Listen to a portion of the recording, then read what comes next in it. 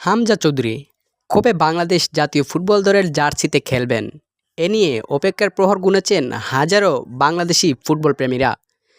এরই মধ্যে হামজা বাংলাদেশি পাসপোর্ট হাতে পেয়েছেন ইংলিশ ফুটবল অ্যাসোসিয়েশন থেকে। বাংলাদেশের হয়ে খেলার অনুমতিপত্র দিয়েছে English football federation. English premier লিগের লেস্টার সিটির এই বাংলাদেশি বংশোদ্ভূত ফুটবলারের বাংলাদেশের হয়ে খেলা এখন সময়ের ব্যাপার মাত্র। ফিফার প্লেয়ার্স স্ট্যাটাস কমিটির অনুমোদন আর লেস্টার সিটির অনুমতি এ দুটি পেলেই হামজা হয়ে যাবেন বাংলাদেশের ফুটবলার। এরই মধ্যেই ফিফার এক ভেরিফাইড ফেসবুক পেজে ফিফা ফুটবল ওয়ার্ল্ড কাপে পোস্ট দেওয়া হয়েছে হামজা চৌধুরীকে নিয়ে। তার একটি ছবি পোস্ট করে বাংলা লেখা হয়েছে, নতুন বাংলাদেশের আগামীর গর্ব হামজা চৌধুরী। ইংল্যান্ডের জন্ম ও বেড়ে ওঠা হামজা নিয়েই বাংলাদেশের হয়ে খেলার ইচ্ছার কথা জানিয়েছিলেন হামজা চৌধুরী। সে অনুযায়ী বাংলাদেশ ফুটবল ফেডারেশন হামজাকে জাতীয় দলের হয়ে খেলানোর প্রতিক্রিয়া শুরু করে। বাংলাদেশি বংশোদ্ভূত বিদেশি খেলোয়াড়ের বাংলাদেশের দলে খেলাটা অবশ্যই নতুন কিছু নয়।